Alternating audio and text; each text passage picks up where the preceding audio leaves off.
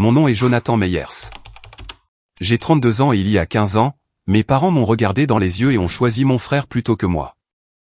Ils ne l'ont pas seulement choisi. Ils m'ont effacé pour lui faire de la place. La semaine dernière, ces mêmes personnes sont entrées dans une salle de conférence à Seattle, s'attendant à hériter d'une fortune de l'homme qui m'a sauvé la vie. Avant de vous dire comment le visage de l'avocat est devenu blanc quand j'ai jeté la vérité sur la table, je dois savoir quelque chose. D'où regardez-vous en ce moment? Laissez votre ville ou votre état dans les commentaires. J'aime toujours voir jusqu'où ces histoires voyagent. Pour comprendre pourquoi j'ai fait ce que j'ai fait dans cette salle de conférence, il faut comprendre la table de cuisine dans le sud-est de Portland au printemps 2010. J'avais 13 ans. C'est un âge difficile pour n'importe quel enfant. Mais dans le foyer Meyers, c'était un champ de bataille. Je ne savais tout simplement pas que j'étais le seul sans armure. Mon frère Tyler avait 15 ans. Aux yeux de ma mère Sandra, Tyler était le fils, et le reste d'entre nous n'étions que des planètes assez chanceuses pour orbiter autour de lui. C'était l'athlète, le garçon en or. Mon père, Richard, acquiesçait simplement à tout ce que Sandra disait. C'était un mécanicien qui rentrait à la maison, buvait une bière et hochait la tête. Si Sandra disait que le ciel était vert, Richard complimentait la nuance d'émeraude. J'étais l'erreur. J'étais le déficit budgétaire. C'était un mardi d'avril. Je m'en souviens parce qu'il pleuvait. Cette pluie persistante et grise de l'Oregon qui vous pénètre jusqu'aux os. J'avais couru jusqu'à la maison depuis l'arrêt de bus, serrant une grande enveloppe épaisse à l'intérieur de ma veste pour la garder au sec. J'ai fait irruption dans la cuisine. Ma mère coupait des oignons pour le pain de viande. Tyler était assis à table, faisant défiler son téléphone, les pieds sur une chaise. Je l'ai, ai-je dit, essoufflé. J'ai claqué l'enveloppe sur la table. L'Académie d'été STEM de l'Oregon. Je suis entré. Ma mère n'a pas arrêté de couper. C'est bien, Jonathan. Ne mets pas de papier mouillé sur la table. Non, maman. Tu ne comprends pas, ai-je dit, en l'ouvrant en déchirant. C'est le programme résidentiel à l'Oregon State, 6 semaines. Codage avancé, robotique. Et regarde, j'ai sorti la lettre d'acceptation, lissant le pli. Bourse complète pour les frais de scolarité, ça couvre les cours. Tyler a reniflé sans lever les yeux. Camp de nerfs. Amuse-toi bien avec les vierges. Tais-toi, Tyler. J'ai dit, mais j'étais trop heureux pour le laisser tout gâcher. Maman, regarde. Ça vaut 4000 $. Sandra a finalement posé le couteau. Elle s'est essuyé les mains sur un torchon et a ramassé la lettre. Elle l'a parcourue, son visage illisible. J'ai attendu un sourire. Un bien joué. N'importe quoi. Il est écrit ici, dit-elle en tapotant une ligne avec son ongle. Que la bourse couvre les frais de scolarité. Elle ne couvre pas la chambre et la pension ni les frais de matériel. Oui, ai-je dit, mon cœur s'arrêtant un peu. Mais c'est la plus petite partie. C'est. Laisse-moi voir. J'ai regardé le papier. C'est 1200 $ pour la chambre et la nourriture pour 6 semaines et 3 cents pour le kit de robotique. Donc, 1500 $ au total. Je l'ai regardé, plein d'espoir. J'ai 300 $ économisés en tondant des pelouses. J'ai juste besoin que vous couvriez le reste. C'est un investissement, maman. C'est pour l'université. Sandra a laissé tomber la lettre sur la table comme si c'était une facture qu'elle ne voulait pas payer. Elle a regardé Tyler. Tyler est entré au camp de football d'élite en Californie. Dit-elle. Mon estomac s'est noué. Ok, c'est 3 semaines, dit Tyler, levant enfin les yeux. Il avait ce sourire suffisant qui me donnait toujours envie de le frapper. Des recruteurs de l'USC et de l'Oregon seront là. C'est du sérieux. Combien ça coûte, ai-je demandé. 2000, dit ma mère. Plus le billet d'avion et le nouvel équipement. J'ai fait le calcul dans ma tête. Ok, donc le camp de Tyler coûte environ 3000 $. Le mien coûte 1200. Ne pouvons-nous pas faire les deux? Mon père est entré à ce moment-là, essuyant de la graisse de ses mains avec un chiffon, il a pris une bière dans le réfrigérateur. Faire les deux quoi? Jonathan veut aller au camp scientifique, dit maman, sa voix plate.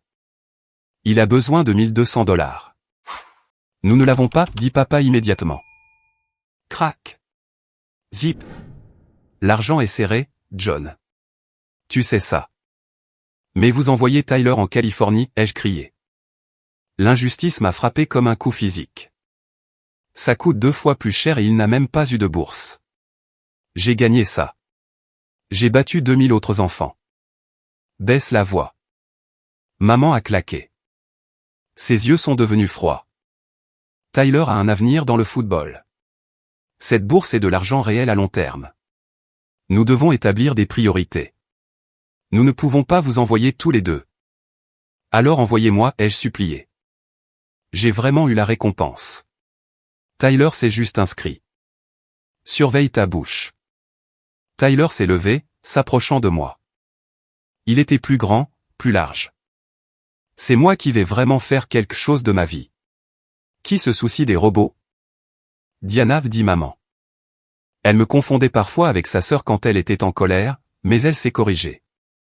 Jonathan, tu refuseras l'acceptation. Dis-leur que tu ne peux pas y aller. Peut-être l'année prochaine. Il n'y a pas d'année prochaine pour ce programme. C'est pour les élèves de 8e année.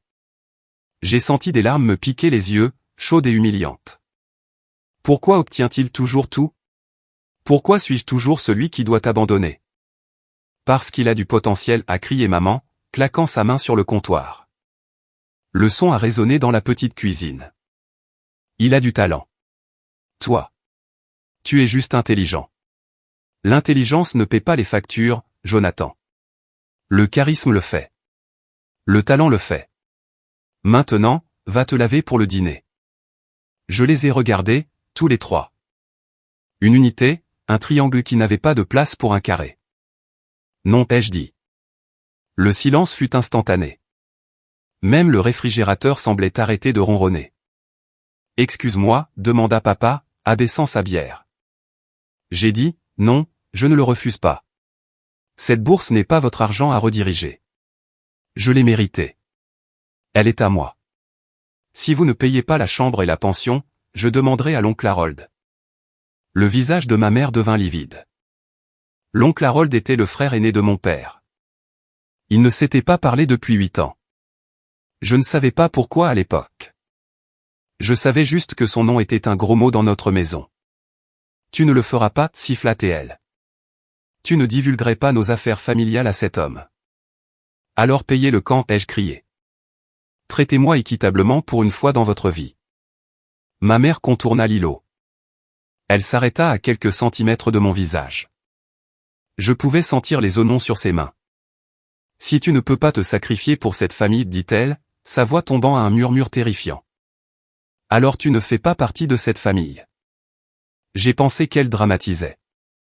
J'ai pensé que c'était juste une autre dispute. Je suis monté à l'étage, j'ai claqué ma porte et je me suis jeté sur mon lit. J'ai pleuré jusqu'à ce que je m'endorme, serrant cette lettre d'acceptation. Je ne savais pas qu'en bas, un coup de fil était donné. Je ne savais pas que mon père signait un papier sur la table de la cuisine. 3 jours plus tard, je suis rentré de l'école. J'ai remonté l'allée et j'ai vu quelque chose d'étrange. 2 sacs poubelles noirs étaient posés sur le porche. Ils avaient l'air grumeleux, difformes. J'ai monté les marches, mon cœur battant un rythme étrange contre mes côtes. J'ai reconnu le coin de mon couvre-lit à carreaux qui dépassait d'une déchirure dans le plastique. J'ai essayé la porte d'entrée. Verrouillée. J'ai frappé. Maman, papa. Rien. Je suis allé à la fenêtre et j'ai regardé à l'intérieur. La maison était sombre, mais j'ai vu du mouvement dans la cuisine. Ma mère était là, les bras croisés, me regardant. Elle est venue à la porte et l'a ouverte à peine, gardant la chaîne. J'ai appelé Harold, dit-elle. Aucune émotion, juste les affaires. Il a accepté de te prendre. Il sera là à 6 heures. Quoi? J'ai reculé. Maman, de quoi parles-tu? Nous ne pouvons pas te gérer, Jonathan. Tu es perturbateur. Tu es égoïste, et nous ne pouvons pas te permettre. Elle me regarda comme si j'étais un étranger sollicitant des dons. Tu as fait ton choix. Tu voulais l'aide de Harold. Maintenant tu lui appartiens. Désormais, tu es son problème. Elle a claqué la porte. J'ai entendu le pen dormant se fermer. Maman. J'ai frappé sur le bois. Maman, arrête. Je suis désolé. Je n'irai pas au camp. Maman. Rien. J'ai couru dans le jardin. La porte coulissante en verre était barrée d'un morceau de bois. J'ai couru à l'avant. J'ai levé les yeux vers le 2e étage. Le rideau de la chambre de Tyler a bougé. Je l'ai vu. Il se tenait là, me regardant. Tyler.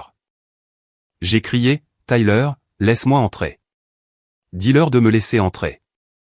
Il m'a regardé. Son visage était pâle. Pendant une seconde, j'ai cru qu'il allait se retourner et courir en bas pour me sauver. Nous étions frères. Nous avions partagé une chambre pendant 10 ans. Puis il a tendu la main et a tiré les rideaux. Il m'a tourné le dos. Je me suis assis sur les sacs poubelles. Il a recommencé à pleuvoir. Je suis resté là pendant 4 heures. Le soleil s'est couché. Les lampadaires se sont allumés. Les voisins passaient en voiture, ralentissant pour regarder les enfants assis sur des sacs poubelles sous la pluie, mais personne ne s'est arrêté. Mes parents étaient à l'intérieur en train de regarder la télé.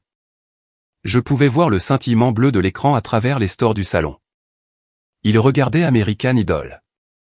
Je connaissais l'horaire. Ils dînaient sans moi. J'avais 13 ans. Et j'ai réalisé avec une clarté qui a brisé mon enfance que j'étais sans abri.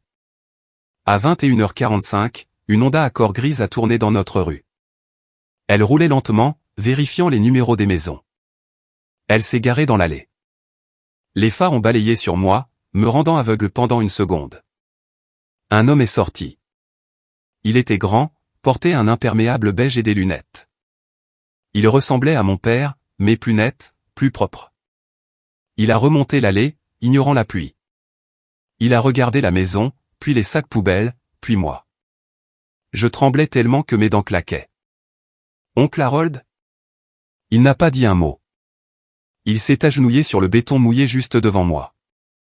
Il a retiré son imperméable et l'a enroulé autour de mes épaules. Il était chaud et sentait la menthe poivrée et le vieux papier. Il m'a regardé dans les yeux. Ses yeux étaient gentils. Tristes mais gentils. Prends les sacs, John, dit-il doucement. Ils m'ont vraiment mis dehors, ai-je demandé, ma voix craquant. Harold regarda la maison sombre. Il regarda la porte qui restait fermée. Viens, mon garçon, dit-il. Rentrons à la maison. Il ne parlait pas de cette maison. Il parlait de sa maison. Je me suis installé sur le siège passager de la Honda. Alors que nous reculions de l'allée, j'ai regardé ma maison d'enfance une dernière fois. La lumière du porche ne s'est jamais allumée. Ce fut la nuit où Jonathan Meyers mourut, et où quelque chose d'autre naquit. Le trajet jusqu'à Seattle a duré 3 heures. Harold n'a pas mis la radio à fond. Il ne m'a pas posé 20 questions. Il s'est arrêté à un dîner près de l'I5 et m'a acheté un hamburger et un milkshake. Il m'a regardé manger comme un animal affamé. Je sais que tu as peur, dit-il en remuant son café. Mais tu dois savoir quelque chose. Tu n'as rien fait de mal. Ce n'est pas ta faute. Ils ont dit que j'étais égoïste, ai-je marmonné en essuyant du ketchup de mon menton. Ce sont des imbéciles, dit Harold. L'acier dans sa voix m'a surpris. Et ils sont fauchés. Pas seulement en argent, mais en esprit. Tu es mieux, Jonathan. Ça ne te semble pas être le cas maintenant, mais tu le es. Harold vivait dans le quartier de Ballard à Seattle. Sa maison n'était pas un manoir. C'était une solide maison d'artisan à 2 étages avec un porche enveloppant et un garage détaché. Elle était remplie de livres, de piles de revues d'architecture, de biographies, de livres d'histoire. C'est ta chambre, dit-il en ouvrant une porte au 2e étage. C'était propre. Il y avait un bureau, un lit avec une vraie courte pointe, pas un sac de couchage, et une fenêtre qui donnait sur le Puget Sound. Nous laverons tes vêtements demain, dit-il. Dors bien. Je ne pensais pas pouvoir dormir, mais dès que ma tête a touché l'oreiller, je me suis évanoui. Je me sentais en sécurité. Pour la première fois depuis des années, je ne marchais pas sur des œufs. Au cours des semaines suivantes, j'ai appris qui était vraiment mon oncle Harold. Mon père l'avait toujours appelé Harold le snob ou le pingre. La vérité était que Harold était un génie. Il avait commencé avec rien, travaillant de double quart dans une scierie, économisant chaque centime jusqu'à ce qu'il puisse acheter un petit duplex. Il vivait dans une moitié, louait l'autre. Puis il en a acheté un autre et un autre. En 2010, il possédait Meyers Property Holdings. Il avait 12 propriétés commerciales et 3 complexes d'appartements à travers Seattle. Il n'était pas tapa à accent grave l'œil. Il conduisait cette Honda Accord grise jusqu'à ce que les roues tombent pratiquement. Il portait des costumes de Macy's, mais il valait des millions. Il ne m'a pas seulement donné une chambre, il m'a donné une vie. Il a payé pour le camp STEM. Il m'y a conduit lui-même. Quand je suis revenu, il m'a posé des questions sur chaque projet. Il écoutait vraiment. Tu as l'esprit des systèmes, John, m'a-t-il dit un soir autour d'une partie d'échecs. Tu vois comment les choses se connectent. C'est une compétence rare. Ne la gâche pas. Je ne l'ai pas fait. Je me suis jeté à corps perdu dans l'école. Je voulais prouver à mes parents qu'ils avaient tort. Je voulais prouver que l'enfant de rechange valait quelque chose. J'ai obtenu mon diplôme de fin d'études secondaires en tant que major de promotion. Mes parents n'étaient pas là. Harold était assis au premier rang, rayonnant, tenant un caméscope. Je suis allé à l'université de Washington. J'ai étudié la finance et la comptabilité. J'ai obtenu mon diplôme avec mention summa cum laude. Harold était là. J'ai obtenu ma licence de CPA. J'ai travaillé dans un grand cabinet comptable pendant 2 ans. Des heures éreintantes à apprendre les rouages de la finance d'entreprise. En 2021, Harold m'a appelé dans son bureau. Il avait 68 ans et ralentissait. J'ai besoin d'un directeur financier, John, a-t-il dit. Je suis fatigué de traiter avec des consultants externes qui ne se soucient pas des locataires. Viens travailler avec moi. J'ai démissionné de mon emploi le lendemain. J'ai repris les finances de Meyers Property Holdings. J'ai modernisé nos systèmes, renégocié nos dettes et étendu notre portefeuille au marché de l'East Side. Sous ma surveillance, la valeur de l'entreprise est passée de 18 millions à 23,7 millions de dollars en 4 ans. J'avais 26 ans et je gérais un portefeuille de plusieurs millions de dollars. J'ai acheté mon propre appartement à Bellevue. J'ai acheté une belle voiture, pas une Ferrari, juste une Audi A6 solide. Je construisais une vie. Mais il y avait un vide, un silence là où ma famille était autrefois. En 15 ans, ma famille biologique m'a contacté exactement 3 fois. La première fois, c'était en 2012. J'avais 15 ans. Ma mère a appelé la ligne fixe de Harold. J'ai décroché. Bonjour, Harold. Silence, puis. Oh, ton oncle est là. Non. Comment vas-tu? Non, tu me manques. J'ai tendu le téléphone à Harold. J'ai écouté depuis le couloir. Non, Sandra, a dit Harold, sa voix froide. Je ne te prêterai pas 5000 $. Je me fiche que Richard ait perdu son emploi. Ce n'est pas mon problème. Non, tu ne peux pas lui parler. Tu as perdu ce privilège. Il a raccroché. Il m'a regardé, sa mâchoire serrée. Il voulait de l'argent pour une nouvelle transmission pour le camion de Tyler. La deuxième fois, c'était en 2016. J'ai reçu une lourde enveloppe crème par la poste, une invitation de mariage. Tyler Meyers et Ashley Williams. Il n'y avait pas de mots, pas de message personnel, juste un lien de registre pour William Sonoma. Il voulait un mixeur à 4 cents $. Je l'ai jeté à la poubelle. Je n'ai pas envoyé de cadeau. Je n'y suis pas allé. La troisième fois, c'était en 2020. Ma mère a envoyé un email à mon adresse professionnelle. Elle l'avait sûrement trouvé sur le site web de l'entreprise. Objet, vu dans le journal. Jonathan a vu l'article sur le nouveau projet de bâtiment. Tu as l'air bien. Nous devrions nous rattraper un jour. Ton père ne va pas très bien avec son dos. J'espère que tu es heureux, maman. J'espère que tu es heureux. Ça sonnait comme un défi. Je l'ai supprimé. Mais il y avait quelque chose que je ne savais pas. Une manœuvre juridique secrète que Harold avait exécutée il y a des années. Cela a commencé en 2010. Cette première semaine où je suis arrivé. Harold a fait venir un avocat à la maison. J'ai dû m'asseoir dans le salon pendant qu'il discutait de la tutelle. Puis en 2012, quand j'ai eu 15 ans, Harold m'a emmené au palais de justice.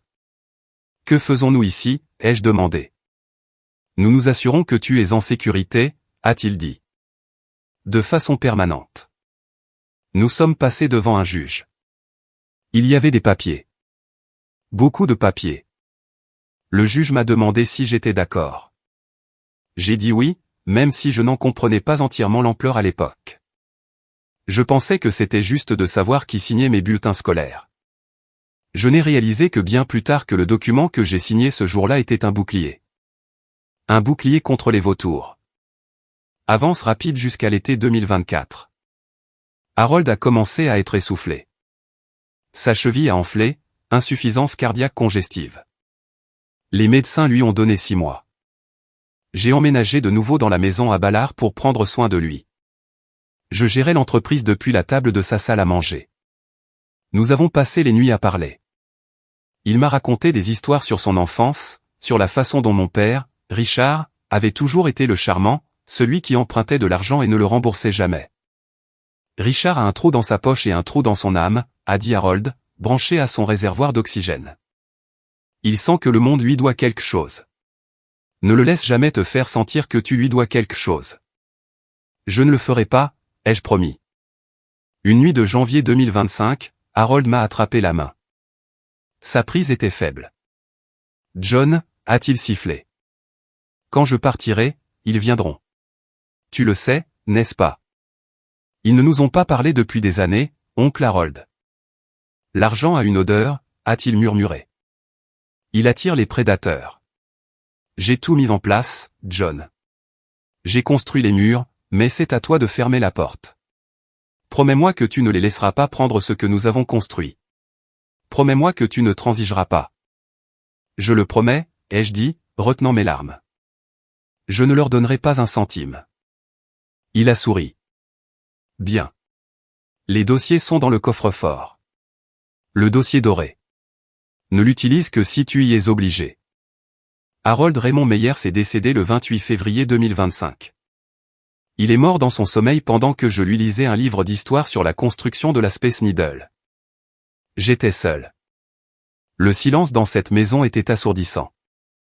Je l'ai enterré 3 jours plus tard. Ce fut un petit service. Son personnel est venu. Ses locataires sont venus. La barista du café où il allait depuis 20 ans est venue. Mes parents ne sont pas venus. Tyler n'est pas venu. J'ai pensé que peut-être, juste peut-être, il resterait loin pour toujours. J'avais tort. 1 semaine. C'est le temps qu'il a fallu. Le 7 mars, j'étais assis dans le bureau de Harold. Mon bureau maintenant. Fixant un renouvellement de bail pour un entrepôt à Sodo. Mon téléphone a vibré. Un numéro inconnu de la région de Portland, indicatif 503. Je savais. Mon estomac s'est serré. J'ai répondu. C'est Jonathan. Jonathan. La voix était indubitable. Elle était rauque, un peu plus aiguë que dans mes souvenirs, mais c'était elle. Sandra. Bonjour, Sandra, ai-je dit. J'ai gardé ma voix neutre, professionnelle. Sandra, elle avait l'air offensée. C'est comme ça que tu appelles ta mère? Tu as perdu le titre de maman quand tu m'as mis sur le trottoir, ai-je dit. Que veux-tu? J'ai entendu parler de Harold, a-t-elle dit. Son ton a changé, devenant sirupeux, faux, triste. Je suis tellement désolé, Jonathan. Je sais que vous étiez proches. Nous voulions venir aux funérailles, mais nous ne savions pas quand elles avaient lieu. C'était en ligne, ai-je dit. Si tu t'en souciais, tu aurais cherché. Eh bien, les choses ont été folles ici, a-t-elle soupiré. Le dos de ton père est terrible. Et Tyler, eh bien, l'économie est difficile, mais nous sommes une famille. Nous devrions être là les uns pour les autres en période de deuil. J'ai attendu. Je savais que le pivot allait arriver de toute façon. Elle a continué. Je suppose qu'il va y avoir une lecture du testament. En tant que seul frère vivant de Harold, ton père veut lui rendre hommage et s'assurer que tout est géré correctement. Tout est géré, ai-je dit. Vous n'avez pas à vous en soucier. En fait, sa voix s'est durcie, le sirop se dissolvant instantanément. Nous le faisons. Nous avons le droit d'être là. Nous avons engagé une représentation, Jonathan, juste pour nous assurer que tout est juste. Représentation? J'ai failli rire. Vous avez engagé un avocat, Monsieur Victor Harrington, a-t-elle dit d'un air suffisant. Il dit qu'en tant que famille immédiate, nous avons des droits, surtout depuis que Harold était malade à la fin. Nous sommes préoccupés par l'influence indue. Mon sang s'est glacé. Influence indue. C'était le terme juridique pour manipuler une personne malade afin qu'elle change son testament. Elle m'accusait de profiter de l'homme qui m'avait sauvé. Ne venez pas à Seattle, Sandra, ai-je dit. Nous vous verrons le 14, a-t-elle dit. Nous connaissons la date. Monsieur Harrington a passé quelques appels. Elle a raccroché. Je suis resté là, tremblant, non pas de peur, mais de rage. Il ne se souciait pas qu'il soit mort. Il ne se souciait que de ce qu'il avait laissé derrière lui. J'ai immédiatement appelé Margaret Morrison. Margaret était l'avocate successorale de Harold, une femme à l'esprit vif d'une soixantaine d'années qui me connaissait depuis mon adolescence. Je suis allé à son bureau dans le Columbia Center une heure plus tard. Ils ont déposé une contestation, a dit Margaret, glissant un document sur son bureau en acajou poli. Victor Harrington, je le connais, c'est un pitbull. Pas le plus intelligent, mais bruyant. Que réclame-t-il? Que vous avez isolé Harold. Margaret a expliqué que vous l'avez empoisonné contre son frère. Ils soutiennent que la succession devrait suivre les lois sur la succession ab intestat, ce qui signifie que si le testament est invalide, il revient aux proches parents, ce qui serait Richard. C'est un mensonge. Harold les haïssait, ai-je dit. Je le sais. Vous le savez, a dit Margaret calmement. Mais le prouver devant un tribunal peut prendre des années. Ils le savent aussi. Ils cherchent un règlement, Jonathan. Ils veulent que nous leur fassions un chèque de 500 000 $ juste pour qu'ils disparaissent. Non, ai-je dit.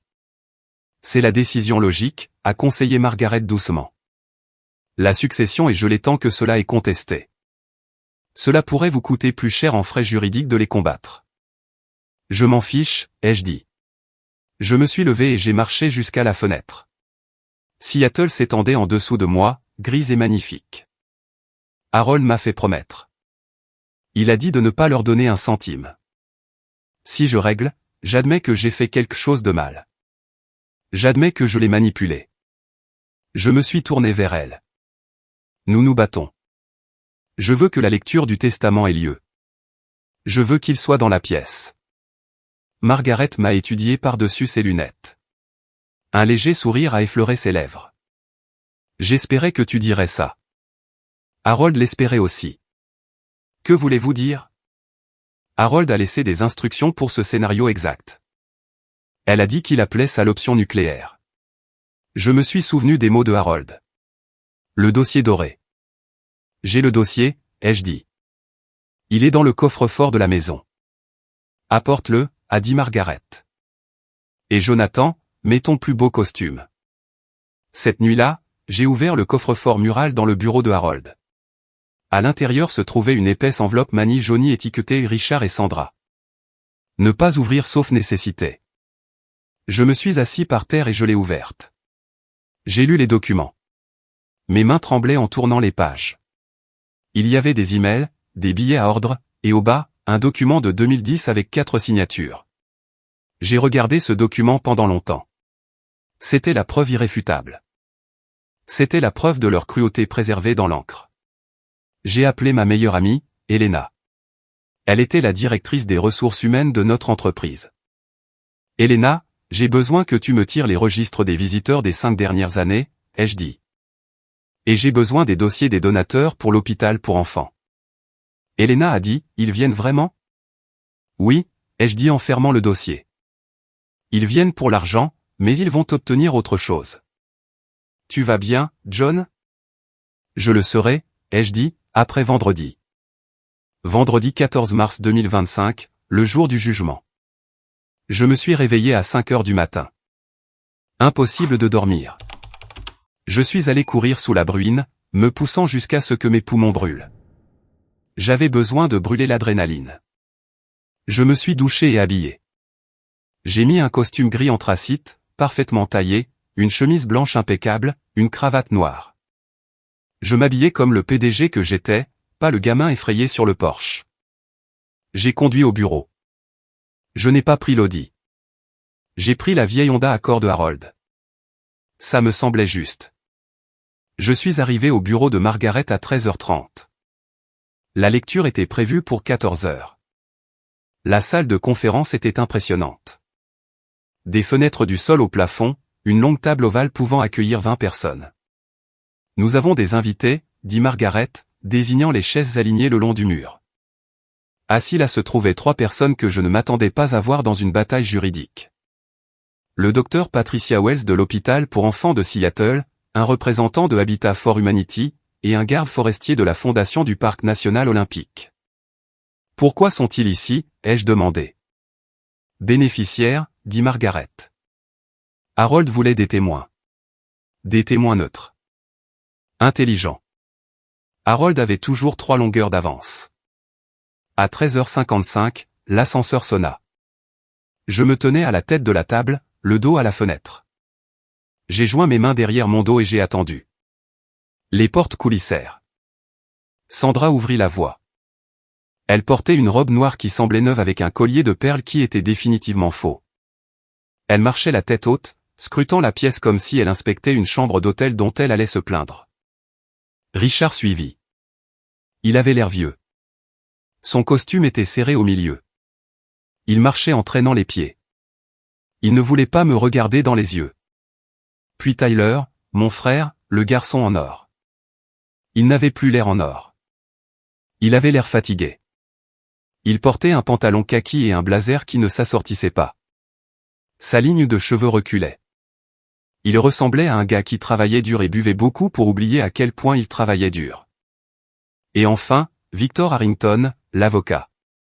C'était un homme grand aux cheveux argentés et au bronzage qui venait d'une bouteille.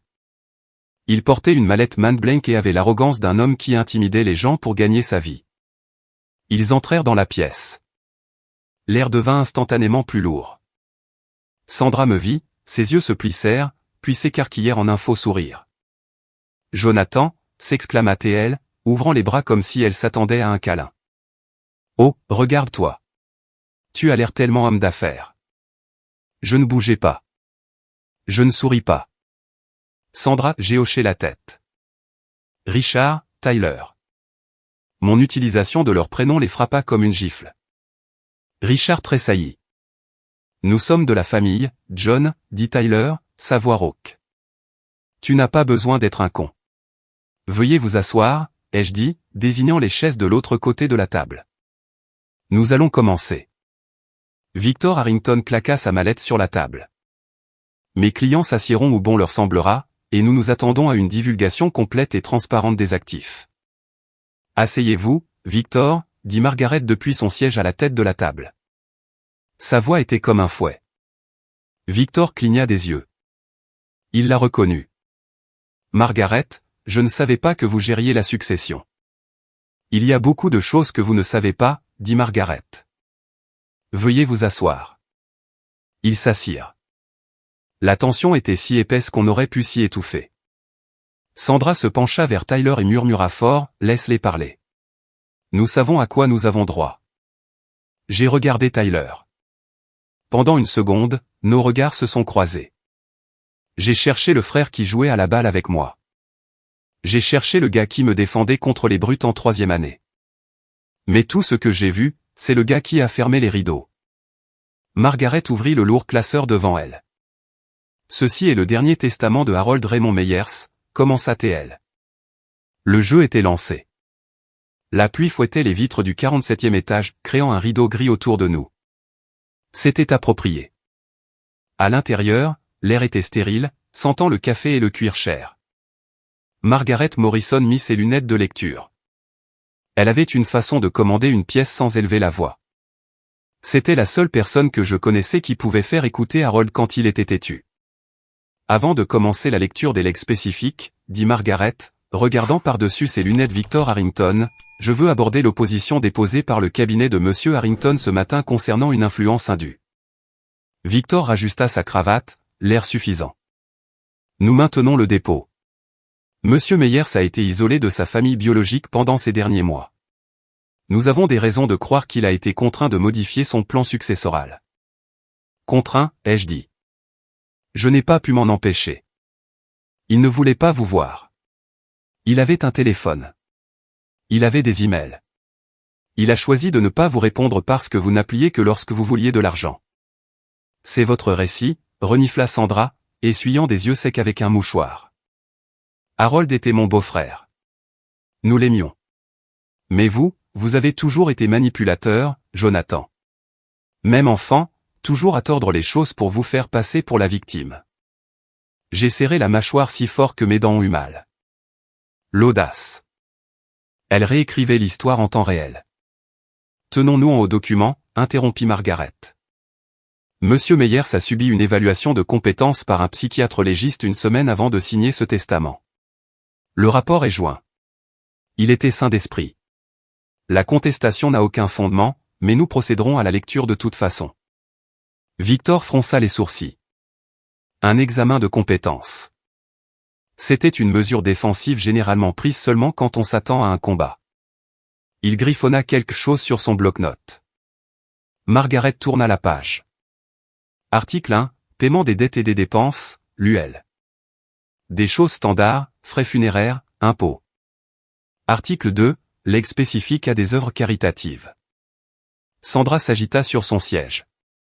Elle croisa les bras. Je pouvais l'avoir pensé. Passer la merde de la charité pour que nous puissions arriver au vrai argent. À l'hôpital pour enfants de Seattle, lut Margaret. Je lègue la somme de $500 000. Sandra haleta de façon audible. $500 000? Le docteur Wells me fit un signe de tête respectueux. À Habitat for Humanity, la somme de $300 000. À la fondation du Parc National Olympique, $200 000. C'est $1 million, laissa échapper Richard. Il a donné $1 million. C'était son argent, Richard, ai-je dit. C'est imprudent, marmonna Sandra. La famille doit passer avant tout. La charité commence à la maison. Article 3, continua Margaret, sa voix devenant plus dure. Concernant Richard James Meyers, la pièce devint silencieuse. Richard se redressa. Il se lécha les lèvres. C'était ça. Il s'attendait à la part du frère. Peut-être pas la moitié, mais quelque chose de significatif. $1 million. Margaret regarda directement Richard. Je ne laisse rien à mon frère, Richard James Meyers. L'air quitta la pièce. La bouche de Richard s'ouvrit, mais aucun son n'en sortit. C'est une erreur, dit Sandra en se levant. Vous le lisez mal. Il doit y avoir une erreur. Veuillez vous asseoir, Madame Meyers, dit Margaret. Je n'ai pas fini. Harold a laissé une explication spécifique pour cette exclusion qu'il m'a demandé de lire à l'acte. Je ne veux pas l'entendre, dit Richard, son visage devenant rouge. Vous devez l'entendre, ai-je dit. Margaret lut le testament. Sa voix était calme, sans émotion, ce qui rendait les mots plus tranchants. Je ne prévois rien pour Richard, non par malice, mais par comptabilité. En mars 2002, Richard m'a emprunté $80 000 pour ouvrir un magasin de motos personnalisé. Il a signé un billet à ordre acceptant de rembourser le principal plus 4% d'intérêt dans les 5 ans. Le magasin a fermé en 6 mois. L'argent n'a jamais été restitué. Aucun paiement n'a jamais été effectué. Margaret fit une pause. Elle sortit un morceau de papier jauni du dossier. Le billet à ordre original calculé avec des intérêts composés sur 23 ans. Margaret continua, cette dette dépasse maintenant $210 000. Je considère cette dette impayée comme son héritage. Nous sommes quittes. Richard s'affaissa sur sa chaise. Il avait l'air d'avoir reçu un coup de poing dans le ventre. Ça. C'était une affaire commerciale, bégaya-t-il. La famille pardonne les affaires commerciales. Harold n'a pas pardonné, ai-je dit. C'est scandaleux. Victor Harrington se leva, canalisant une indignation vertueuse. On ne peut pas déshériter un frère ou une sœur sur la base d'un mauvais prévieux de 20 ans. Il existe des lois concernant la succession ab intestat et l'obligation familiale. Oui, il y en a, convint Margaret. Mais Richard n'est pas l'héritier prioritaire. Ce qui nous amène à l'article 4. Attendez. Tyler prit la parole. Sa voix était calme. Dit-il quelque chose à propos de moi? J'ai regardé mon frère. Il n'était pas en colère comme Sandra ou choqué comme Richard. Il avait juste l'air résigné. Margaret s'adoucit légèrement. Il ne vous mentionne pas nommément dans la section des legs. Tyler. Je suis désolé. Tyler hocha la tête. Il regarda ses mains. Je m'en doutais. Mais Sandra l'interrompit, les yeux sauvages. Si Richard n'a rien et que la charité a 1 million, où est le reste? La succession vaut plus de 20 millions. Qui l'obtient? Elle me montra du doigt d'une main tremblante. Lui? Vous lui avez tout donné? Le gamin que nous avons viré. Oui, ai-je dit. Il l'a donné à la personne qui se souciait vraiment de lui. C'est de l'influence indue, cria Victor, claquant sa main sur la table. Ça le prouve. Vous avez manipulé un homme mourant pour qu'il vous donne tout et qu'il coupe les ponts avec son propre sang. Nous allons contester cela. Nous allons bloquer cette succession en instance de jugement pendant des années.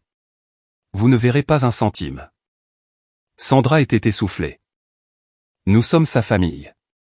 Nous avons des droits. Vous n'étiez qu'un cas de charité qu'il a recueilli. Vous n'êtes rien.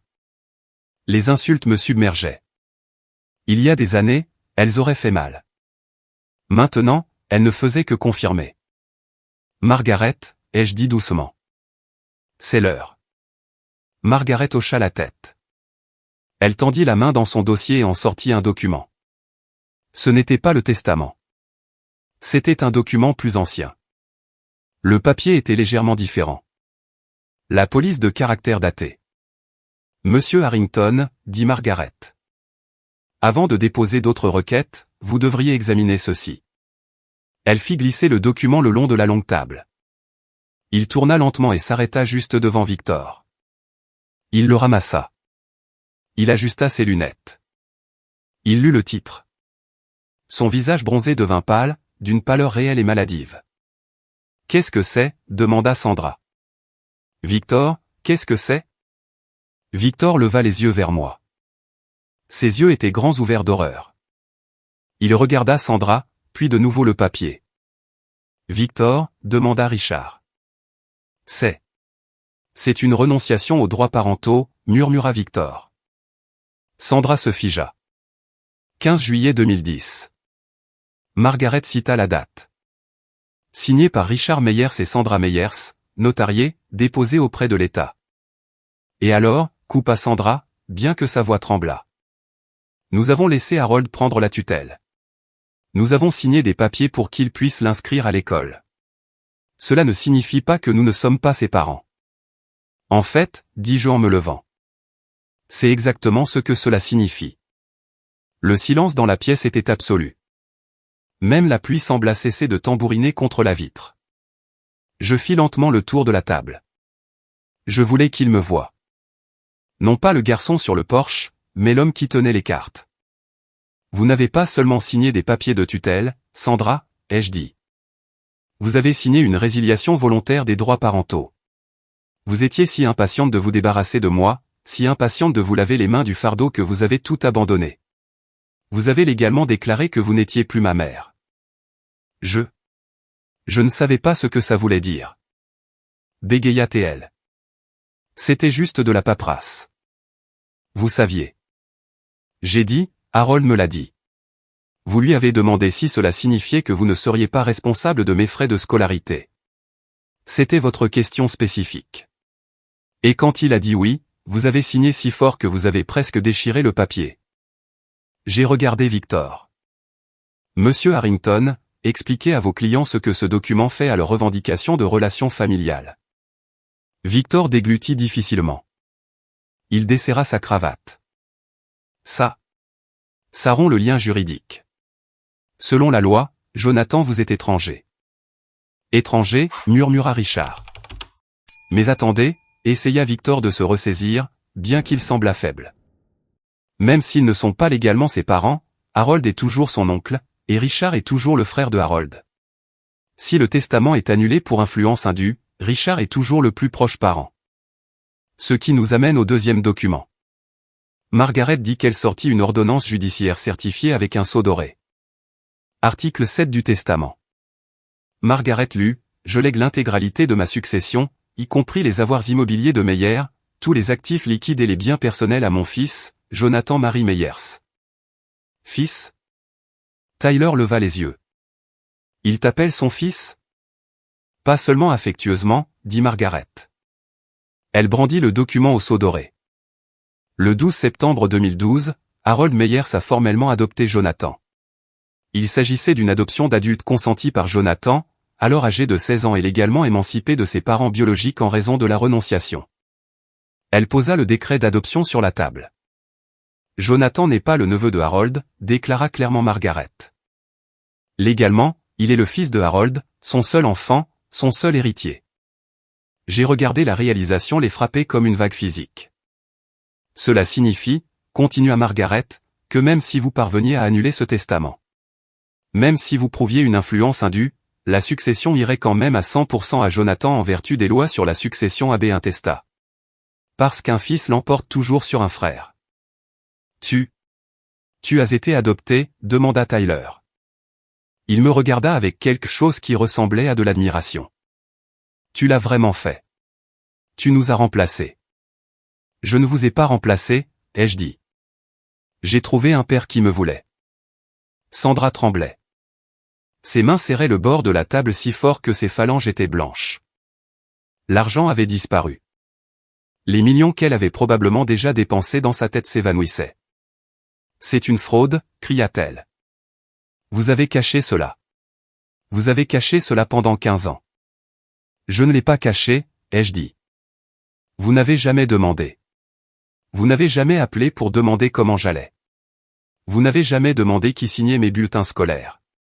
Vous n'avez jamais demandé qui m'a accompagné à ma remise des diplômes.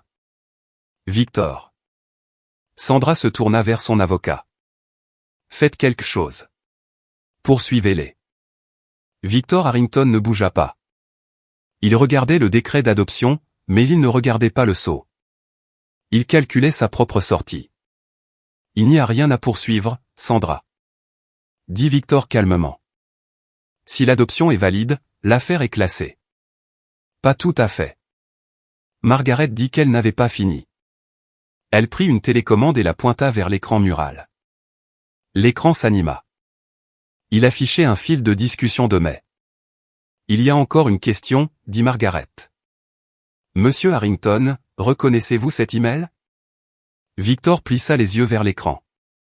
Puis ses yeux s'écarquillèrent. C'est un email de Harold Meyers à Victor Harrington. Daté d'il y a 3 ans, lut Margaret. Objet, fin des services. Victor, je vous licencie avec effet immédiat. Votre suggestion que je devrais acheter mon frère Richard pour éviter de futurs litiges est insultante. Vous savez que Richard a abusé émotionnellement de son fils. Vous savez qu'il me doit de l'argent. Que vous suggériez que je lui doive quoi que ce soit mais votre éthique en question. Ne me contactez plus. Margaret se tourna vers Victor. Vous avez représenté Harold, dit-elle accusatrice. Vous connaissiez la mauvaise entente. Vous connaissiez la dette. Et pourtant, vous avez pris Richard et Sandra comme clients pour poursuivre la succession de Harold. Vous n'avez pas divulgué de conflit d'intérêts. Victor se leva si vite que sa chaise bascula. Je dois y aller. C'est une infraction grave, Victor. Dit Margaret calmement. Je déposerai une plainte auprès du barreau cet après-midi. Vous avez pris notre avance, cria Richard, se réveillant enfin. Vous avez pris $5000. Vous avez dit que c'était une affaire gagnée d'avance. Je dois vérifier mes dossiers. Marmonna Victor. Il attrapa sa mallette. Il ne regarda pas Sandra. Il ne regarda pas Richard. Il courut pratiquement vers la porte. Victor. Cria Sandra. Revenez ici. La porte claqua. Nous fûmes laissés dans le silence. La famille était seule avec moi. Sandra regarda la chaise vide où son avocat avait été. Puis elle regarda les représentants des œuvres caritatives qui la regardaient avec un dégoût évident. Puis elle me regarda, et alors le masque se brisa. Elle commença à pleurer, pas les fausses larmes d'avant. C'étaient des larmes de défaite totale. Jonathan, sanglota-t-elle. Johnny, s'il te plaît. Elle fit le tour de la table. Elle essaya de me prendre la main. Je reculai. Non, dis-je. Nous sommes ruinés, Jonathan. Elle pleura. Ton père ne peut pas travailler. La maison. La banque va prendre la maison. Nous n'avons rien. Tyler a à peine de quoi payer son loyer. Nous avons juste besoin. Nous avons juste besoin d'un peu d'aide. Harold avait tellement qu'il ne s'en apercevrait pas. Harold est mort, dis-je. Et il me l'a laissé. Mais je suis ta mère, gémit elle. Je t'ai mis au monde. Ça ne compte pour rien. Tu m'as mis au monde? J'ai acquiescé. Et puis tu m'as jeté comme un déchet parce que tu pensais que je ne valais pas l'investissement. J'ai regardé Richard et où tu l'as laissé faire. J'ai regardé Tyler et où tu as regardé. Je suis retourné à la tête de la table. J'ai posé ma main sur le testament. C'est le moment qui change tout. Leur ai-je dit et j'ai eu l'impression de parler au fantôme qui m'avait hanté pendant 15 ans. Je prends enfin le contrôle de ma vie. Vous n'avez aucun pouvoir ici. Vous n'avez pas d'argent ici. Vous n'avez pas de fils ici. J'ai regardé les témoins. Dr. Wells, le chèque pour l'hôpital est prêt. Margaret là. Merci, Jonathan, dit le docteur Wells doucement. Je me suis tourné vers mes parents. Partez. La pièce semblait différente après le coup. L'énergie était passée du conflit à la résolution. Sandra ne partit pas immédiatement. Elle se tenait là, tremblante, l'air petit. La femme impérieuse qui m'avait ordonné de refuser la bourse avait disparu. À sa place se trouvait une femme vieillissante dans une robe bon marché et de fausses perles. Réalisant que son plan de retraite venait de s'évaporer. Jonathan, dit Richard. Sa voix était. La maison. Si nous perdons la maison, où irons-nous? Je ne sais pas, Richard, ai-je dit. Peut-être que vous pouvez rester avec Tyler. J'ai regardé Tyler. Il regardait le sol, le visage rouge. Je ne peux pas les prendre, marmonna Tyler. Moi et Ashley, nous sommes dans un appartement d'une chambre. Nous sommes séparés en ce moment. Donc, la vie du garçon en or n'avait finalement pas été si dorée. Le football n'avait pas marché. Le charisme n'avait pas payé les factures. Ça ressemble à un problème familial, ai-je dit. Et comme vous l'avez établi en 2010, je ne fais pas partie de la famille. Comment peux-tu être si cruel, murmura Sandra. Nous avons fait une erreur. Nous étions stressés. Nous étions fauchés. Nous essayions de faire ce qui était le mieux pour Tyler. Et regardez comment ça a tourné, ai-je dit, désignant mon frère, qui ne pouvait même pas me regarder dans les yeux. Vous avez misé sur le mauvais cheval, Sandra. Et vous avez tiré sur l'autre. Vous ne pouvez pas revenir sur l'hippodrome maintenant et demander un remboursement. Je me suis tourné vers Margaret. Avons-nous fini? Nous avons fini, dit Margaret, fermant le classeur d'un claquement satisfaisant. Le testament a été lu. Les actifs sont transférés. La sécurité vous escortera dehors. 2 gardes de sécurité en uniforme apparurent à la porte. Je ne les avais pas vus auparavant, mais Margaret était minutieuse. S'il vous plaît, essaya Sandra une dernière fois, tendant la main vers ma manche. Johnny, je t'aime. Je t'ai toujours aimé. J'ai regardé sa main sur mon costume. Puis j'ai regardé dans ses yeux. Non, tu ne m'as pas aimé, ai-je dit simplement. Tu as aimé l'idée d'une famille réussie et je ne correspondais pas au tableau. Maintenant je le fais et toi non. J'ai retiré mon bras. Au revoir, Sandra. Elle sanglota. Un son fort et laid. Richard lui prit le bras. Pour la première fois, il montra une étincelle de dignité. Viens, Sandy, dit-il doucement. Allons-y. Il est parti. Ils sortirent. Richard traînant les pieds. Sandra pleurant. Tyler suivant comme une ombre perdue. Tyler s'arrêta à la porte. Il me regarda. Il ouvrit la bouche pour dire quelque chose, puis la referma. Il secoua la tête et sortit. La porte se referma. J'ai laissé échapper un souffle que j'avais l'impression de retenir depuis l'âge de 13 ans. Le silence dans la pièce n'était plus lourd. Il était paisible. « Tu as bien fait, gamin, dit Margaret, abandonnant son air professionnel. Elle tendit la main et me serra la main. Harold serait fier. En fait, il est fier. Le docteur Wells s'approcha. Elle me serra la main fermement. Jonathan, ce que tu as fait aujourd'hui? Protéger l'héritage de Harold. Ça va sauver beaucoup de vies à l'hôpital. Merci. Il voulait aider les enfants qui n'avaient pas de chance, ai-je dit, la voix nouée. Je ne suis que le livreur. Vous êtes bien plus que ça, dit le représentant de Habitat for Humanity. J'ai rassemblé les dossiers, le dossier doré, le décret d'adoption, les billets à ordre. Je les ai remis dans l'enveloppe. Ce n'était plus que du papier. Le pouvoir qu'ils avaient sur moi avait disparu. J'ai pris l'ascenseur jusqu'au hall. Je suis sorti sous la pluie de Seattle. Il pleuvait toujours à verse, mais cela ne me dérangeait pas. J'ai marché jusqu'à la vieille Honda Accord grise garée sur le parking plein de Tesla et de BMW. Je suis monté. J'ai saisi le volant. J'ai senti l'odeur de menthe poivrée et de vieux papier qui persistait encore dans le rembourrage. Je me suis regardé dans le rétroviseur. Je n'étais plus le garçon abandonné.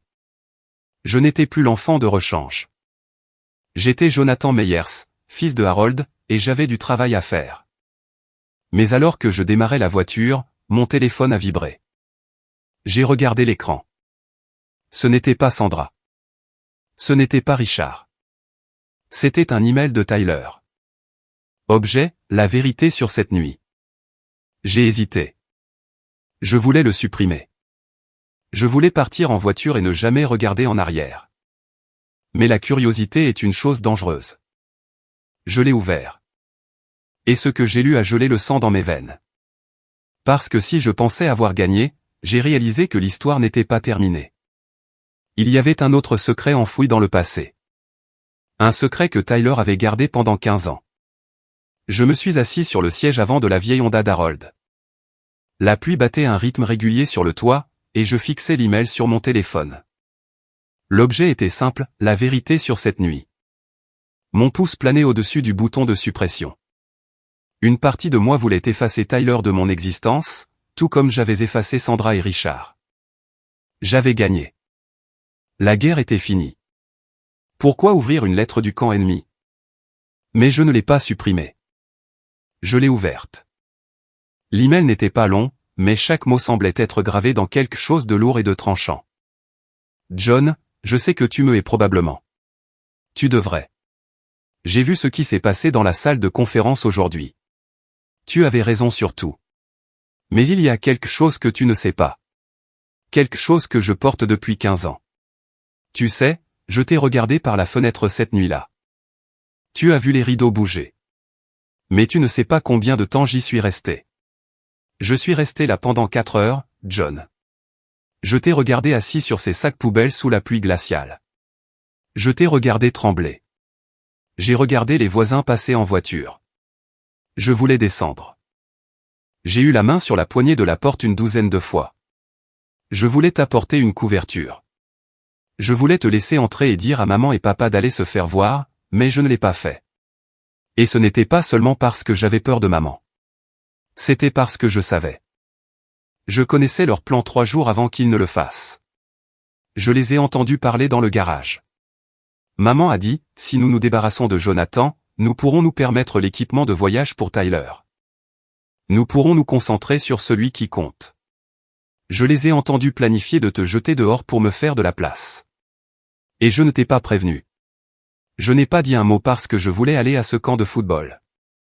J'avais 15 ans, j'étais égoïste, et je pensais que ce camp était mon billet pour la NFL.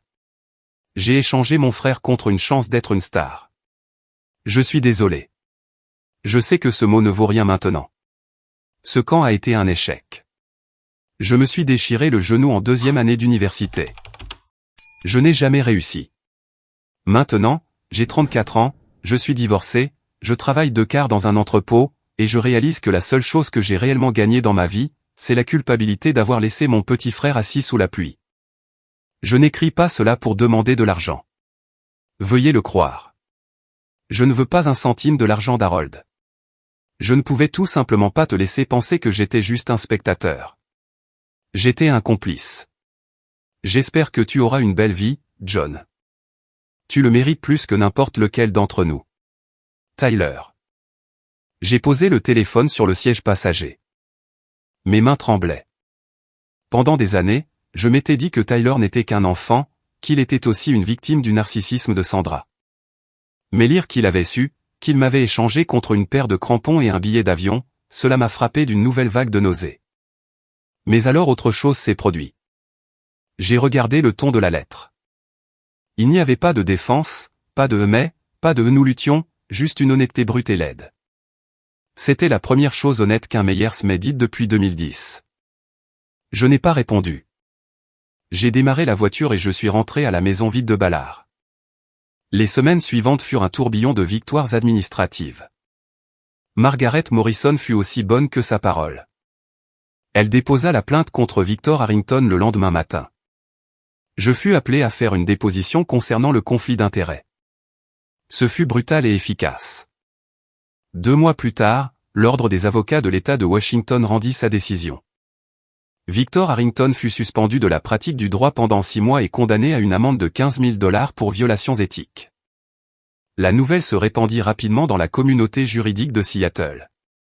Son cabinet perdit 3 clients corporatifs majeurs en une semaine. Il était fini. Quant à Sandra, elle tenta une dernière fois. Environ 3 semaines après la lecture du testament, un email apparut dans ma boîte de réception. Mon très cher Jonathan, j'ai beaucoup prié. Je sais que les tensions étaient vives. Je veux juste que tu saches que je te pardonne ce que tu as dit. L'amour d'une mère est inconditionnel. Nous avons du mal à maintenir les lumières allumées ici. Si tu pouvais trouver dans ton cœur de nous aider avec juste un petit prêt, nous pourrions laisser cette laideur derrière nous. Nous sommes de la famille. Je te pardonne. L'audace était à couper le souffle. Elle me pardonnait de m'être défendu contre sa poursuite judiciaire. Je ne ressentis pas de colère cette fois. Je ne ressentis rien. C'était comme lire un spam d'un prince nigérian. Je le fis glisser vers le dossier corbeille et le vider. Bloqué, mais la lettre de Tyler resta dans ma boîte de réception, non lue, mais non supprimée. J'en ai parlé au docteur Hay, ma thérapeute. Je la voyais depuis que j'avais 25 ans, essayant de démêler le gâchis de problèmes d'abandon que je traînais. « Pourquoi ne l'avez-vous pas supprimé ?» demanda le docteur Hay, ajustant ses lunettes. « Parce qu'il n'a pas demandé d'argent, ai-je dit. C'est la seule raison. Tous les autres ont demandé quelque chose. » Tyler a juste avoué. « Et comment cela vous fait-il vous sentir ?» Validé, ai-je admis. Et triste. Il a l'air brisé. « Vous n'êtes pas responsable de le réparer, Jonathan. » Elle me rappela. « C'est un adulte qui a fait ses choix. » « Je sais, ai-je dit. Mais Harold m'a appris que la famille est un choix. Tyler a fait un mauvais choix quand il avait 15 ans. Mais il est le seul qui semble se rendre compte que c'était un mauvais choix. J'ai pris un mois. Je me suis concentré sur l'entreprise.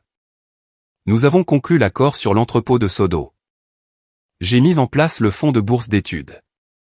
Puis un mardi soir, je me suis versé un verre de whisky, je me suis assis devant mon ordinateur portable et j'ai répondu « Tyler, j'ai lu ton email, il a fallu du courage pour admettre que tu étais un lâche à l'époque, et que tu étais égoïste. Je ne peux pas oublier cela. Mais je sais aussi ce que c'est que de vivre dans cette maison. Je connais la pression que maman t'a mise pour que tu sois la star. Je sais ce que c'est que d'être un pion dans son jeu. Je ne suis pas prêt à être des frères. Je ne sais pas si je le serai un jour, mais je suis prêt à parler. Condition une fois. 1. Nous ne discutons pas de maman ou papa. Je ne veux pas savoir comment va leur dos. Je ne veux pas savoir pour leur hypothèque. 2. Nous ne discutons jamais de l'héritage. Pas un centime. 3. Si j'ai l'impression que tu cherches un prêt, je raccroche et te bloque pour toujours. Si tu es d'accord, je suis libre samedi à 14 h, John. Il répondit 4 minutes plus tard. D'accord. Ce samedi-là, je me suis assis dans mon bureau à domicile. J'avais posé mon ordinateur portable sur une pile de livres. Mon cœur battait plus fort que dans la salle de conférence. Ce n'était pas des affaires. C'était du sang. À 14 h pile, la notification Skype a sonné. J'ai cliqué sur répondre. Le visage de Tyler a rempli l'écran. La connexion était un peu granuleuse. Il était assis dans ce qui ressemblait à une petite cuisine sombre. Je pouvais voir des armoires stratifiées bon marché derrière lui et une pile de linge sur une chaise. Il avait l'air pire que dans le bureau de l'avocat. Il portait un t-shirt gris taché de graisse. Il avait l'air épuisé. « Salut », dit-il. Il ne sourit pas. « Salut », dis-je. Nous nous sommes regardés. Deux hommes qui partageaient un visage, partageaient une histoire, mais étaient des étrangers. « Merci de faire ça », dit-il en se frottant la nuque. « Je ne pensais pas que tu le ferais. »« J'ai failli ne pas le faire », ai-je dit. « Alors, tu travailles dans un entrepôt ?»« Oui », dit-il. « Centre de traitement Amazon. Équipe de nuit. Ça paie les factures à peine. La pension alimentaire est un tueur. Toi et Ashley avez fini ? Il dit, elle est partie quand le rêve de la NFL est mort. Elle a pris les enfants. Je les ai un week-end sur 2. En fait, je vis dans un studio en ce moment. Ce n'est pas grand-chose. Il tourna légèrement l'ordinateur portable. Je vis un matelas sur le sol dans le coin. Une télévision sur une caisse de lait. C'était loin de l'avenir de garçon en or que ma mère lui avait promis. Je suis désolé, Ty, dis-je. Et je le pensais. Ne le sois pas, dit-il avec un rire amer. Je l'ai mérité. J'ai cru au battage médiatique de maman. Je pensais que j'étais trop bon pour travailler. Au moment où j'ai réalisé que je n'étais pas spécial, j'avais 25 ans, un mauvais genou et pas de diplôme. Il me regarda directement. Tu sais, quand tu es parti, la maison est morte. Papa a commencé à boire davantage. Maman ne s'est concentrée que sur moi. C'était étouffant. Chaque fois que je ratais un test ou que je manquais une passe, elle criait qu'il t'avait sacrifié pour moi, alors je ferais mieux de faire en sorte que ça en vaille la peine. J'ai grimacé. C'est lourd. Ce n'est pas une excuse, dit-il rapidement. J'aurais quand même dû descendre ces escaliers. J'y pense chaque fois qu'il pleut. Juste à ce moment-là, une petite voix s'éleva derrière lui. Papa, je peux avoir du jus? Une petite fille, peut-être 5 ans, erra dans le cadre. Elle avait des cheveux blonds en bataille et tenait un gobelet en plastique. Le visage de Tyler s'adoucit instantanément. La dureté disparut. Salut, princesse, dit-il en la soulevant et en la posant sur ses genoux. Dis bonjour à ton oncle John. La fille regarda l'écran timidement. Salut. Mon souffle se bloqua dans ma gorge. Oncle John. Salut, réussis-je à dire. Comment tu t'appelles? Lily, murmura-t-elle. C'est Lily, dit Tyler, lissant ses cheveux. Et Jadon est dans la salle de bain. Ce sont mon monde, John. J'essaie juste de ne pas les gâcher comme maman et papa nous ont gâchés. Elle te ressemble, dis-je. Pauvre gamine, plaisanta Tyler faiblement. Nous avons parlé encore 20 minutes. Nous n'avons pas parlé de Sandra. Nous n'avons pas parlé d'argent. Nous avons parlé des Seahawks. Nous avons parlé de la façon dont Seattle avait changé. Quand nous étions sur le point de raccrocher, Tyler me regarda. John, dit-il, je sais que je ne peux pas défaire ce qui est fait, mais je suis fier de toi. Sérieusement. Tu les as battus. Tu es sorti. Nous sommes tous les deux sortis. Ty, dis-je, juste de différentes manières. Ouais. Il regarda autour de son petit appartement minable. Je suppose que oui. J'ai fermé l'ordinateur portable. Je suis resté là longtemps. Je ne lui ai pas viré d'argent. Cela aurait brisé la dynamique.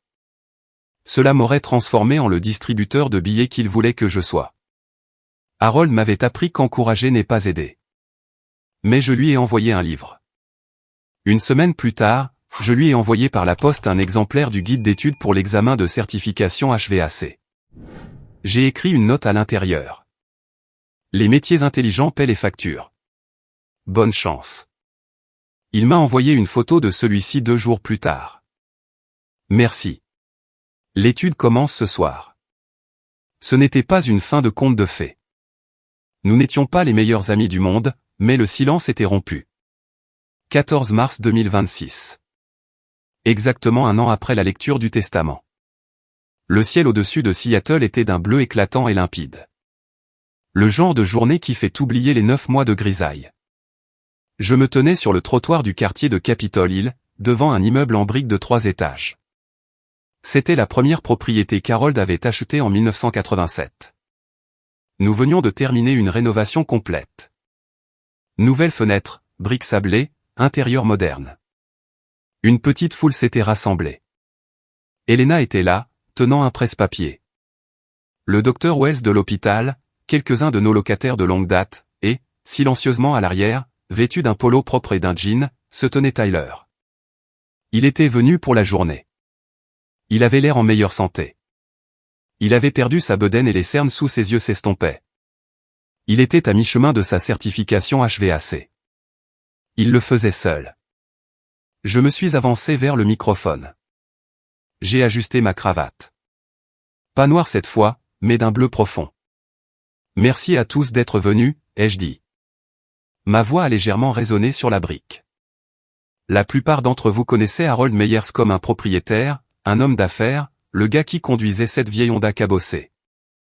Un murmure de rire parcourut la foule. Mais pour moi, ai-je continué, il était l'homme qui a ouvert une porte quand tout le monde avait verrouillé les siennes. Il était l'homme qui m'a appris que la valeur n'est pas quelque chose que l'on hérite, c'est quelque chose que l'on construit. Je me suis tourné vers l'entrée du bâtiment. Je suis fier de dédier à nouveau ce bâtiment aujourd'hui comme le centre Harold R. Meyers pour la jeunesse. Elena a tiré sur la corde et le tissu de velours est tombé pour révéler une plaque de bronze fixée à la porte. Le bâtiment Harold R. Meyers dédié à la conviction que chaque enfant mérite un foyer. Siège de la fondation de bourse d'études Meyers STEM. Nous ne louions plus seulement des appartements. J'avais transformé le rez-de-chaussée en quartier général de la nouvelle fondation. Nous avions déjà accordé 5 bourses complètes à des enfants comme moi, des enfants de foyers brisés, des enfants qui avaient l'intelligence mais pas le budget. L'une des bénéficiaires, une fille de 14 ans nommée Sarah, se tenait au premier rang. Elle serrait un kit de robotique comme si c'était de l'or en lingots. Je me suis revu en elle. La faim, la peur, l'espoir. Après la cérémonie, les gens se sont mêlés. J'ai marché vers Tyler. Belle plaque, a-t-il dit. Merci d'être venu, ai-je dit. Je ne l'aurais pas manqué, a-t-il dit. Il a hésité, puis a mis la main dans sa poche. Je t'ai apporté quelque chose. Ce n'est pas grand-chose. Je l'ai fait en cours d'atelier, ça fait partie de la formation. Il m'a tendu un petit objet métallique. C'était un porte-clés soudé à partir de tuyaux de cuivre de récupération. Il était brut, irrégulier, mais poli jusqu'à briller. C'est abstrait, a-t-il souri timidement. J'adore, ai-je dit. Et c'était vrai. J'ai immédiatement accroché mes clés de voiture dessus. Comment vont les enfants? Bien. Lily commence la maternelle la semaine prochaine. Jadon joue au football. Il a fait une pause. Maman m'a appelé la semaine dernière. Je me suis raidi. Oui. Elle voulait savoir si j'avais déjà ton numéro. Elle a entendu parler du fonds de bourse d'études. Elle pense qu'elle pourrait peut-être demander une subvention pour difficultés financières.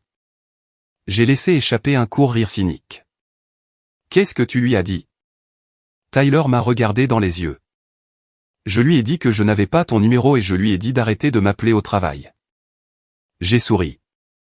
Un vrai sourire sincère. Bien joué. Elle ne changera jamais, John, a dit Tyler. Je le vois maintenant. Papa est juste. Ils vivent dans leur propre monde, mais nous n'avons pas à vivre là avec eux. Non, ai-je dit, nous n'avons pas à le faire. Nous nous sommes serrés la main. La prise était ferme. Je l'ai regardé partir vers son camion, un vieux Ford, mais propre. Il reconstruisait sa vie brique par brique, tout comme Harold avait construit la sienne, tout comme je construisais la mienne. J'ai levé les yeux vers le bâtiment. J'ai regardé la plaque. J'ai regardé le ciel. Pour la première fois de ma vie, je n'ai pas senti le poids fantôme des sacs poubelles dans mes mains. Je n'ai pas senti la pluie froide du porche. Je me sentais au chaud. Si vous retenez quelque chose de mon histoire, que ce soit ceci. Votre valeur n'est pas conditionnelle. J'ai passé les 13 premières années de ma vie à croire que si j'étais juste plus intelligent, plus calme ou moins cher, mes parents m'aimeraient. Je pensais que leur rejet était mon échec. Ce n'était pas le cas. Il existe un concept psychologique appelé l'estime de soi conditionnelle. C'est le piège de croire que l'on ne compte que si l'on répond aux normes impossibles de quelqu'un d'autre. Mes parents m'ont mis dans ce piège et ils ont essayé de m'y maintenir même après que je me sois échappé. Mais Harold m'a appris l'antidote, les limites. Le pardon ne signifie pas laisser des personnes toxiques revenir dans votre vie pour vous blesser à nouveau. Le pardon est quelque chose que vous faites pour vous-même pour couper l'encre afin de pouvoir naviguer. La réconciliation est un choix, pas une obligation. J'ai choisi d'ouvrir la porte un peu pour Tyler parce qu'il a assumé ses actes. J'ai choisi de maintenir la porte verrouillée pour Sandra et Richard parce qu'ils voulaient seulement cambrioler la maison. Vous avez le droit de choisir votre famille. Vous avez le droit de définir votre propre valeur. Et vous avez le droit de dire non, même aux personnes qui vous ont donné la vie. C'est l'histoire la plus difficile que j'ai jamais eu à raconter. Mais lire vos commentaires m'a fait me sentir moins seul. Je veux savoir ce que vous en pensez. Croyez-vous que j'ai eu raison de donner une seconde chance à Tyler tout en coupant les ponts avec mes parents? Ou aurais-je dû les quitter tous? Laissez un commentaire ci-dessous avec vos réflexions. Merci de votre écoute. Prenez soin de vous. Et rappelez-vous, la seule personne à qui vous devez prouver quoi que ce soit est celle dans le miroir.